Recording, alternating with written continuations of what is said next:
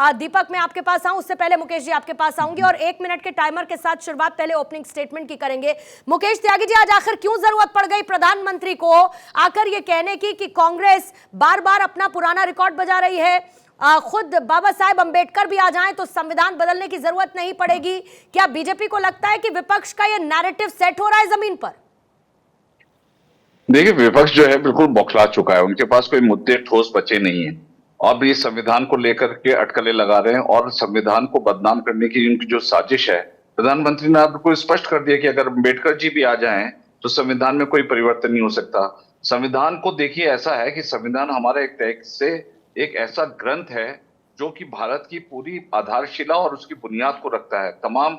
तो लेकिन ये तो कांग्रेस है जिन्होंने इमरजेंसी लगाई थी 1975 और 77 में, कैसे फंडामेंटल राइट्स को इन्होंने निलंबित कर दिया था और लोगों को ऐसे ऐसे लोगों को जेल के अंदर बंद कर दिया maintenance of internal security act के तहत, और उनको ना तो हैबियस कॉर्पस मिलता था ना मैंडामस मिलता था, सारी रिट्स उनकी सस्पेंड कर दी गई थी, कोर्ट में उनको न्याय नहीं मिलता था, कॉफे पोसा के अंदर उठा करके 2-2 साल के लिए बड़े बड़े राजनीतिक लोगों को बंद कर दिया और उनको बिना बताए नसबंदी कर दी। तो अराजकता की पराकाष्ठा स्पर्श करने वाले लोग जो है संविधान के ऊपर तो ना ही बोले। 42nd अमेंडमेंट 1976 में इन्होंने सेक्युलर डाला, ये भी इनकी एक तुष्टिकरणी अपीसमेंट की एक पॉलिटिक्स थी। इस प्रकार से जो है सेक्युलर स्ट्रक्चर देकर के भारत के संविधान में हमेशा बुनियादी तौर से इसको सेक्युलर कैरेक्टर ही माना गया है, लेकिन इसमें सेक्युलर डालने के पीछे इनकी राजनीतिक मंशा थी। ये वही थे जिन्होंने, हम 1 सेकंड में खत्म कर रहा हूं, अम्बेडकर जी को जो है कॉन्स्टिट्यूएंट असेंबली में मेंबर बनने के लिए इनको रोका गया।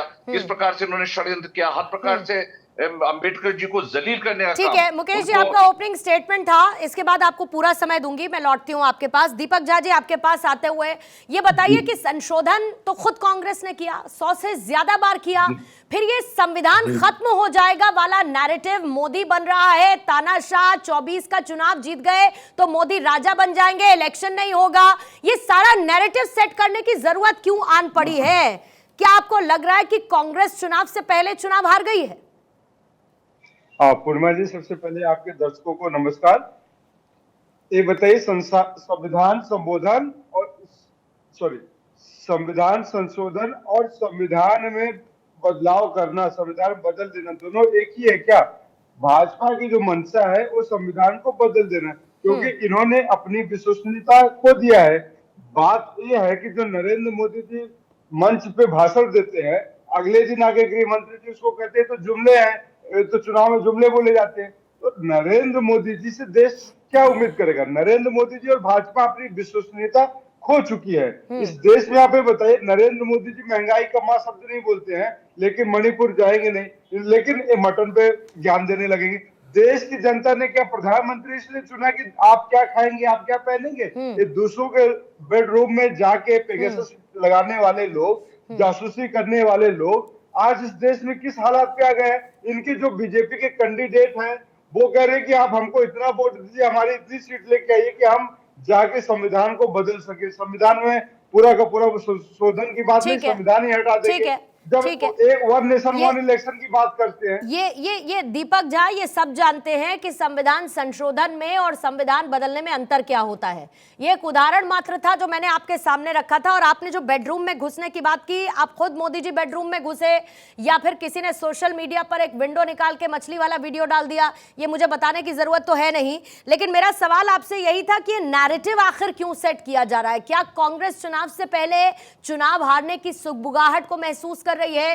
क्या ये डर है? क्योंकि मुद्दा विहीन तो हर कोई नजर आता है ना, असल मुद्दों की बात तो कोई भी नहीं कर रहा, फिर चाहे वो बीजेपी हो, फिर चाहे वो कांग्रेस हो। बहरहाल सौरभ जी आपके पास आते हुए, मैं आ रही हूं आपके पास। सौरभ जी आपके पास आते हुए, क्योंकि सबसे बड़ा सवाल है कि इस तरीके की बातें लगातार की जा रही हैं कि मोदी हिटलर हैं, मोदी संविधान को खत्म कर देंगे, न जाने मोदी क्या क्या कर देंगे। ये विपक्ष का अपना एक नैरेटिव हो सकता है, लेकिन इसका आधार क्या है? क्यों इस तरीके की बात विपक्ष हर एक मंच से कहता है कि मोदी संविधान को खत्म कर देंगे और राजा बन जाएंगे?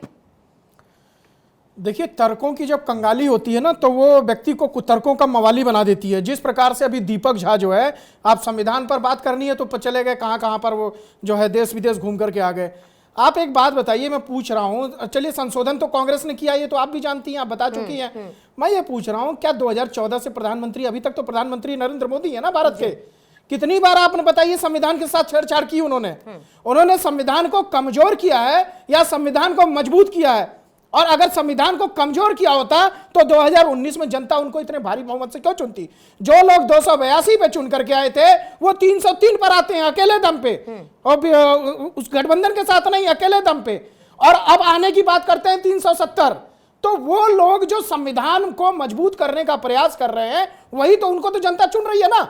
जनता तो देखती है ना कि आप संविधान को कौन कमजोर कर रहा है और संविधान को कौन मजबूत कर रहा है। मैं इनसे पूछ रहा हूं, कांग्रेस के हमारे मित्र हैं, ये बताइए, जब ओबीसी की आप बात करते थे हर समय, ओबीसी को संवैधानिक दर्जा किसने दिया? ओबीसी को संवैधानिक दर्जा देने वाले प्रधानमंत्री श्री नरेंद्र मोदी है। मैं भी बताऊं आपको, देवगौड़ा जी के नाम पे आपने चुनाव लड़ा था और गा करके बजाया था उस समय कैसेट कि पहला पिछड़ा प्रधानमंत्री कांग्रेस पार्टी दे रही है, लेकिन उनको वहां पर ओबीसी का दर्जा प्राप्त नहीं था। जब अमित शाह जी 2015 में देवगौड़ा जाति को ओबीसी के अंडर में लेकर के आते हैं, तब वो जाति आती है पिछड़ी में। ये ज्ञान जो है दूसरों को देने के पहले कांग्रेस पार्टी, संविधान के साथ आपने क्या खेल किया है, कश्मीर के साथ क्या खेल किया था, हैदराबाद के साथ क्या खेल किया था, जूनागढ़ के साथ क्या खेल किया था, इस पर चर्चा करने की जरूरत नहीं, बहुत पुराने विषय है, नेहरू जी पे चर्चा करने की जरूरत नहीं है। लेकिन मैं ये कह रहा हूं कि अगर आपके पास तर्क नहीं है, अगर आपके पास जो है मुद्दे नहीं है, तो आप कहते हैं कभी 370 वापस लाएंगे, बताइए, कभी कहते हैं संविधान चेंज हो जाएगा, चुनाव ही नहीं होंगे।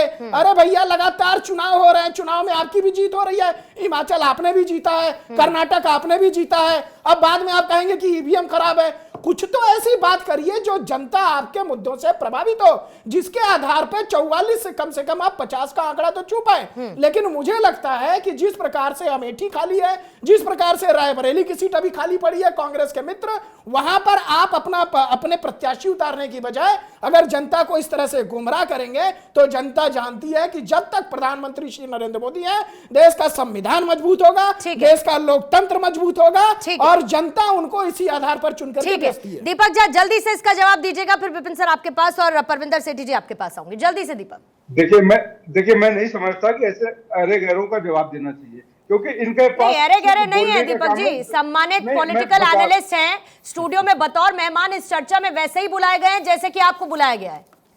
अरे गहरे नहीं है, जो शब्दों के अरे गहरे नहीं, अरे गहरे इसलिए, पूर्णिमा जी, अरे गहरे इसलिए है नहीं, अरे गहरे नहीं है सर, अरे गहरे नहीं है, यहाँ पे आके आप इनको ने टोका नहीं, जब मवाली कहते हैं नहीं, अरे गहरे नहीं है, नहीं है, आपको तमीज इनको सिखाना पड़ेगा। जब यहाँ पे बैठ के चैनल पे किसी को दूसरे को मवाली नहीं बोल सकते। आपको शब्दों का भी कम ज्ञान है। सुनिए, मैंने एक वाक्य बोला, तर्कों की कंगाली जो है वो कुतर्कों का मवाली बनाती है, वो व्यक्तिगत आप पे नहीं बोला गया। अगर आपको भाषा नहीं समझ में आती है तो उसका ज्ञान ले लीजिए, और यही चेहरा देख रही है देश की जनता। जो शब्द आपने प्रयोग किया ना, अभी जो शब्द आपने प्रयोग किया, यही देश की जनता देख रही है। कांग्रेस का शीर्ष नेतृत्व, कांग्रेस के प्रवक्ता जब इस प्रकार के शब्दों का प्रयोग टेलीविजन पे करते हैं, तो जनता वो देखती है।